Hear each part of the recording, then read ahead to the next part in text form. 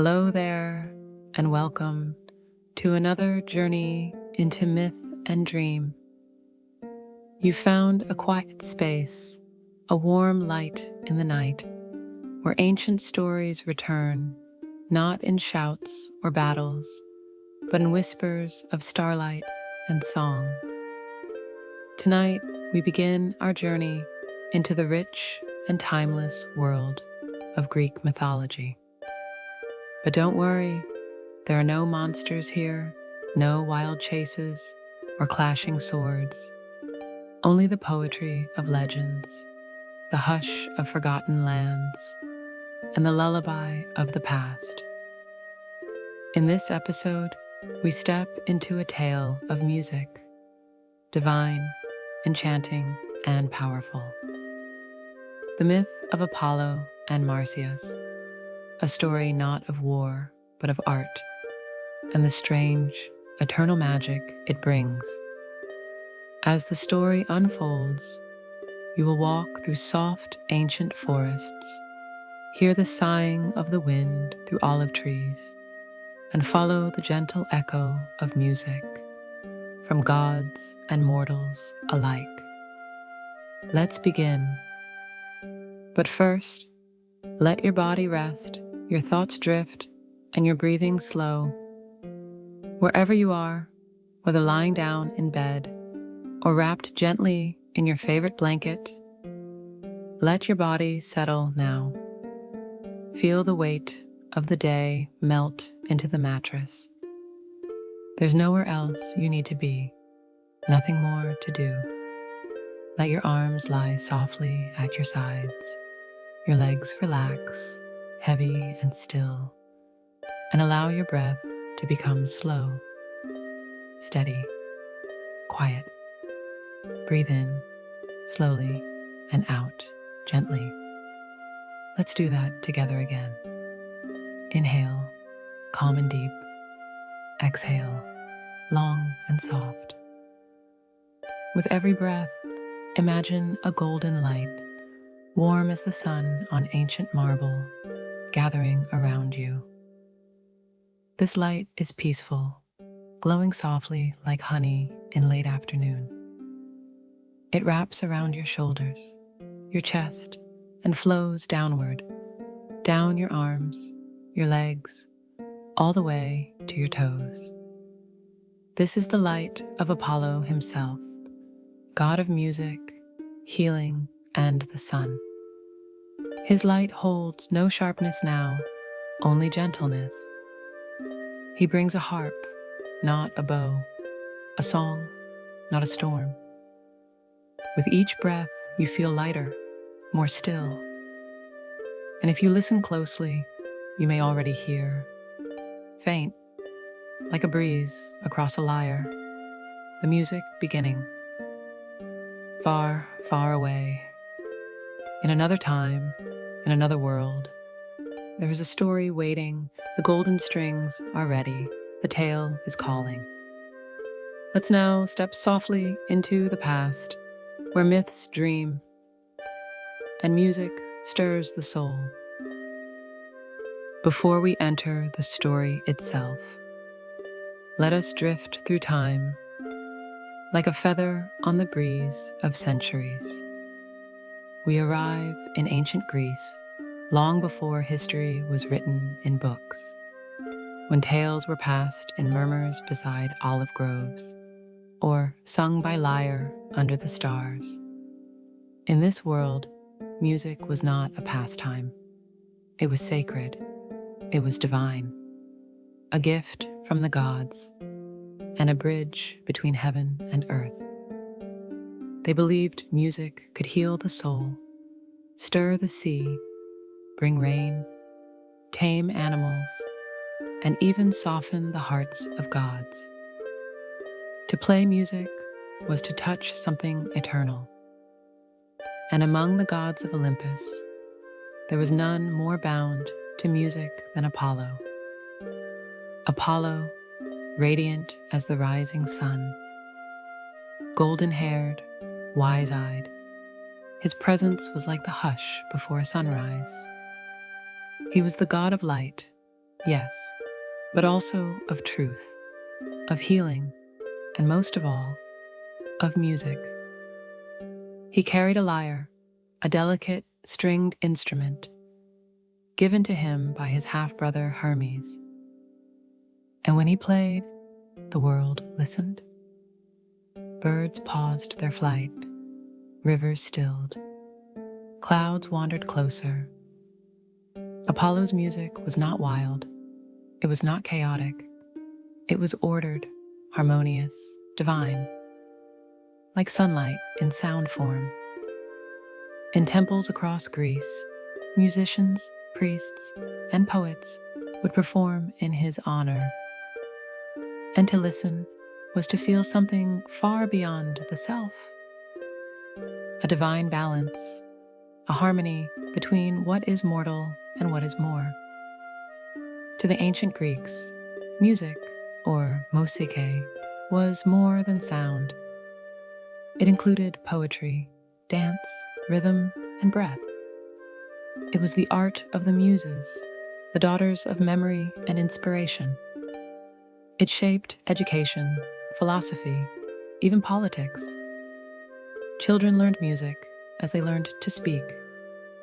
Soldiers marched to rhythms. Philosophers like Plato and Pythagoras believed music mirrored the cosmic order, each note, each tone reflecting something in the stars. So, a music contest, especially one between a god and a mortal, was never just a game. It was a challenge of meaning, of pride, of power, and of truth itself. And now, we come to Marsyas, a satyr, half man, half goat, wild-hearted and earthy. He lived in the hills and forests where songs rose from nature itself. Unlike Apollo's polished tones, Marsyas played music that was raw, emotional, born of wind and leaf and longing. He discovered a flute, abandoned by the goddess Athena, a double-piped instrument that once breathed into, cried out with soulful, mournful sounds. The kind of music that made flowers bow and wolves pause. Music of the earth, not of the sky. Some say it was beautiful, others said it was dangerous. And in a moment of pride, or perhaps destiny, Marsyas declared, his music could rival Apollo's, perhaps even surpass it. Thus began the tale, a music contest between a god of perfection and a creature of passion. But this is not just a story of music. It is a story of pride, of power, of beauty, and consequence. So now, dear dreamer, with the stars gathering quietly above, and ancient winds curling through forgotten woods, let us enter the myth itself. Long, long ago, in the soft shadows of the Phrygian hills, where the sun dappled the forest floor in golden speckles, there lived a creature not quite of man and not quite of beast. His name was Marsyas, a satyr, horned, hoofed, and hairy, but with a heart that pulsed like any poet's. His laughter echoed like bird song between trees, and his feet were as quick as rabbits. On spring grass, he belonged to the earth. His home was in the cool groves and along the bubbling brooks where nymphs bathed and wildflowers danced. Marsyas was no warrior. He bore no armor, no crown, no throne. But he had something else, a curiosity that pulsed in his chest like a second heart. He was always listening to the wind through the reeds, to the rhythm of dripping water over stone, to the secret music of the world. One morning, while dew still clung to moss and the world yawned awake, Marsyas came upon a strange shape lying in the grass. It gleamed faintly in the light, a pale, curved pair of reeds tied together by fine silver thread. He picked it up. It felt alive, like it hummed faintly, even in silence. It was a flute, a double aulos, made of bone and a magic. But Marsyas didn't know its maker, not yet. He only knew the shape called to him, as if it had been waiting. He pressed it to his lips and played. And oh, what came forth was not sound. It was longing. It was sorrow. It was joy so sharp it stung the eyes. The trees shivered. Birds stopped in mid-flight. Even the river paused its journey to listen. Marsyas's eyes widened, not just from the sound, but from what he felt inside himself. The music, his music, had awakened something. In that moment, he understood. This flute was more than an instrument. It was a voice for everything wordless and wild. The cries of lonely owls, the tremble of dry leaves in autumn, the sigh of a sleeping forest. Marsyas could speak it now, not with words, but with breath and melody. Days passed, then weeks, then moons, and Marsyas played every day in secret places and sacred glades. The nymphs came to listen, their eyes soft and shimmering. The deer stopped grazing when the notes floated past. Even Pan, the ancient god of the wild, tilted his head in approval. Marsyas did not know yet that this flute had once belonged to the goddess Athena. She had made it herself from bone and magic, but cast it away when she saw how her cheeks puffed and twisted as she played. She was a goddess of wisdom and dignity and vanity, too, as gods often are. She threw the flute to the earth, cursed it, and left it behind. But magic never truly disappears. It only waits. And Marsyas had found it. Soon, Marsyas played not just for the forest, but for the mountains. He climbed to high cliffs and played into the clouds. He played in valleys where echoes rolled endlessly. And he played in groves where mortal shepherds stopped tending their flocks just to listen. People began to whisper, who was this wild musician? How could such music come from a satyr?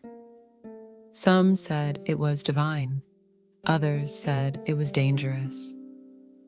And Marsyas, growing bold on the wind of their praise, began to believe what they whispered. He thought, if gods gave me this gift, then perhaps I am their equal. It was not arrogance at first, only awe. The kind that makes a heart swell so wide it forgets where it came from. So one night, under a crescent moon and the hush of pine branches above, Marsyas looked to the stars and spoke aloud. If Apollo is the god of music, he said, let him prove it. A bold challenge, a dangerous one. For the gods were always listening, and Apollo had heard. The strings of fate tightened. The wind began to change. What had started as a gift was now the beginning of a test. One that would echo through the ages. In the heart of an ancient forest, where time whispered softly, through the trees, and the earth still remembered the footsteps of gods. A breeze stirred the leaves with a message. A challenge had been made. A setter, Marsyas, had spoken. And the gods, who dwell in silence until called, had answered. Far above, on Mount Olympus, the sun god Apollo heard the name drift up to him like a rising song. Marsyas, a creature of the wild, unrefined, mortal, yet claiming to rival the god of harmony himself. Apollo, who had once taught the muses to sing in perfect unison, who tuned the heavens with a touch of his lyre, smiled. But it was not a cruel smile, not yet. It was the smile of a god who had heard a ripple in the calm surface of his pride. And gods, as you'll soon see, do not take kindly to such ripples. In a glade between time and tale, where light hung in the air like golden mist, a stage was set. The trees there were older than empires, and the grass grew so soft it seemed sown from clouds. Creatures gathered from every corner of the world. Nymphs with hair like riverlight, fauns and dryads, reclining among stone and vine. Mortals who dared to come, holding their breath as if a single sound might shatter the moment. Even the great gods sent watchers. Hermes leaned on a tree with a knowing grin. Artemis, Apollo's sister, watched silently from the edge of the wood, eyes glowing like moonlight through leaves. And there, in the very center of it all, stood two figures. On one side, Marsyas, barefoot, hooved, wild-eyed, his flute clutched like a treasure. His heart thundered, not with fear, but with fire. He had come not to mock, but to prove that even a creature of the forest could touch the divine. On the other, Apollo, tall, radiant, wrapped in robes of white and gold. A lyre in his hand, carved of shining wood, its strings glowing faintly as though sunlight flowed through them. He moved like poetry. He stood like dawn. A hush fell, even the wind paused. A voice, no one could say from the where, spoke the rules. Each musician would play, twice, once to show their gift, once to challenge the soul. The first to play was Marsyas. He stepped forward, lifted the flute to his lips, and breathed. And the world changed. His music was not polished. It did not shimmer like Apollo's golden light. It ached. It was the cry of wolves in lonely snow, the laughter of rain hitting leaves, the heartbeat of a forest too old for memory. It rose in spirals, dipped in sighs. It made some weep without knowing why. Even Apollo, listening, tilted his head, for there was something real in it. Something mortal, yes, but beautiful. When he finished, the grove exhaled. Bear birds sang once again, and for a moment, all was still. Then Apollo stepped forward.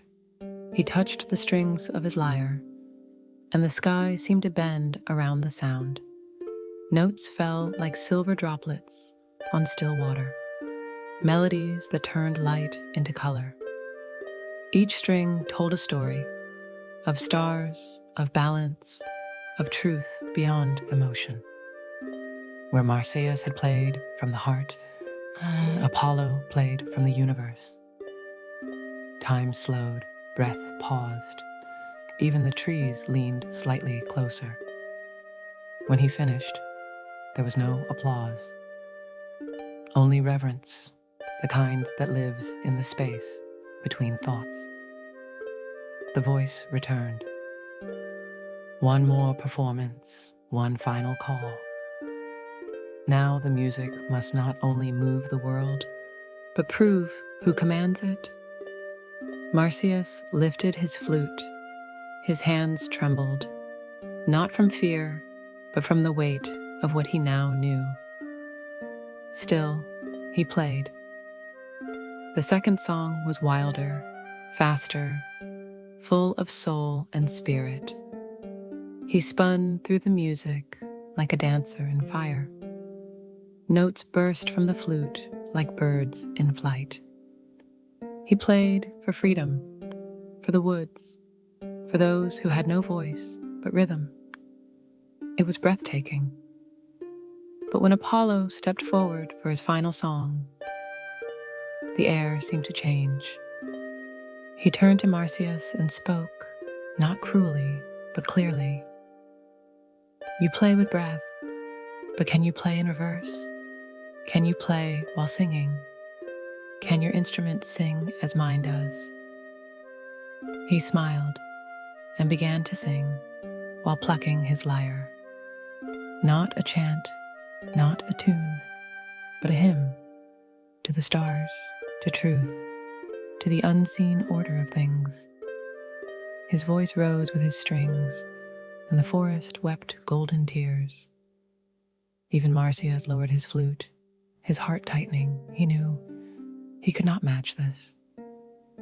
The flute could not sing and play at once.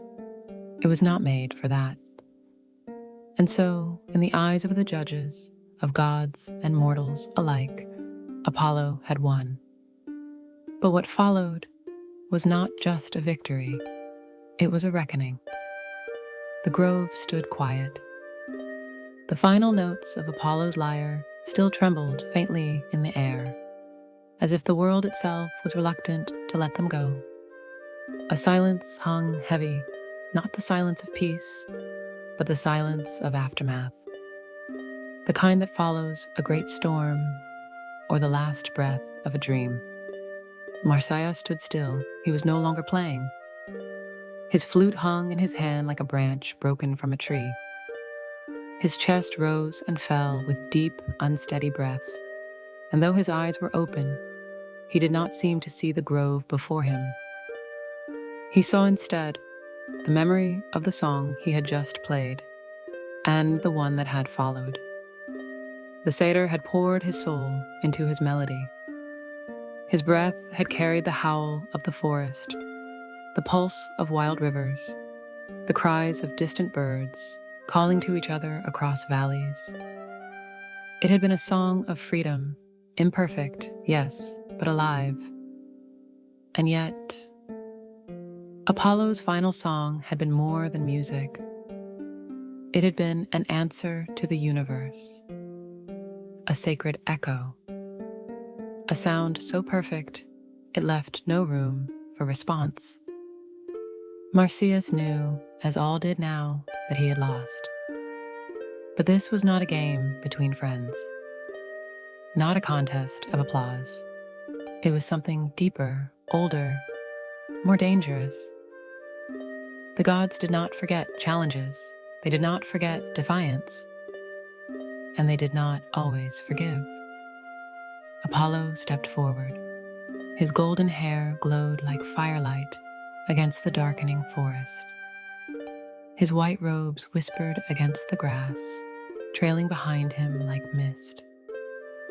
His lyre, still warm from his touch, hung loosely in one hand, the strings no longer singing but vibrating with unseen energy.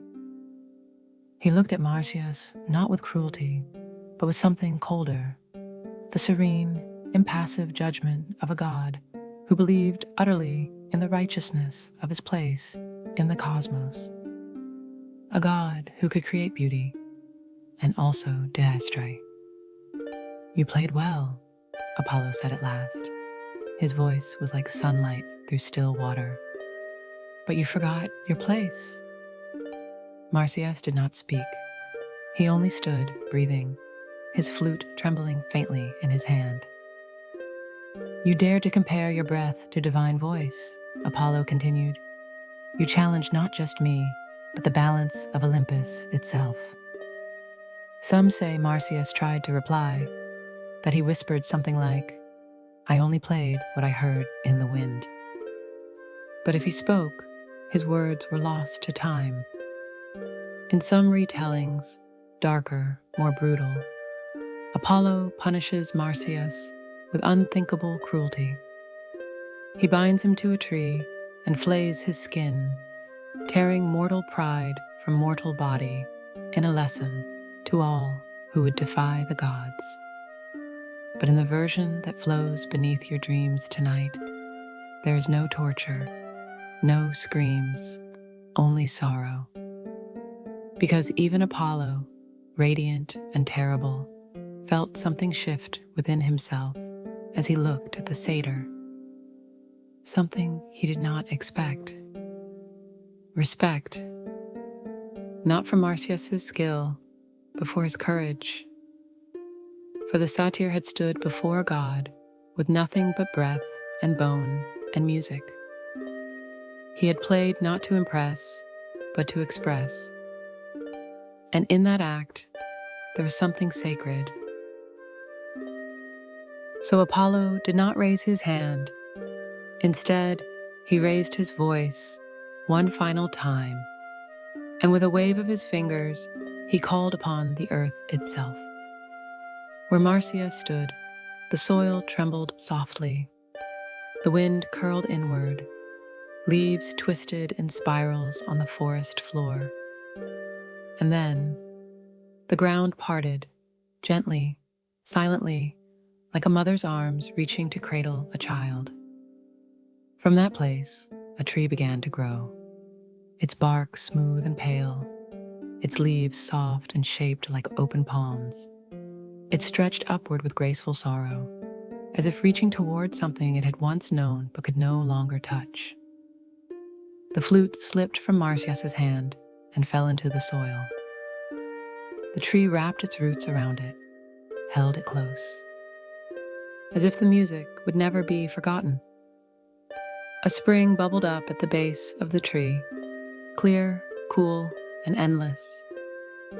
The water glimmered with flecks of gold and silver, flowing over mossy stone with the quiet sound of tears that had made peace with falling. This place would remain for centuries, hidden deep in the Phrygian forest, untouched by time, but never unloved. Those who stumbled upon it, poets, shepherds, wandering souls, would sometimes hear soft music on the wind. A melody neither human nor divine, a harmony between what was wild and what was eternal. Some called it a shrine, others a grave. But the tree did not speak. It only listened. They say Apollo returned to that grove once, long after the contest had faded into legend. He came without his entourage of nymphs, without his chariot of light. He came alone, walking barefoot beneath the boughs. He stood beside the tree for a long while. He did not play. He did not sing. He only placed his lyre at the base of the tree, beneath the water's edge, and let it rest there in the silence. Then he whispered, perhaps to the wind, perhaps to the satyr's memory, "We are not so different, you and I." And then he was gone. The tree remained, the spring kept flowing, and the music never truly stopped. Even now, they say, when twilight slips through the trees and the stars rise like candles in the sky, if you lie very still and let your breath slow, you might hear it. Two melodies. One, measured, celestial, divine. The other, raw, mournful, wild, meeting somewhere between heaven and earth. Not in victory, not in punishment, but in something deeper, in remembrance. And now, the story has ended. The flute lies buried beneath the roots of time. The lyre rests in quiet waters. The grove sleeps again, as it always has.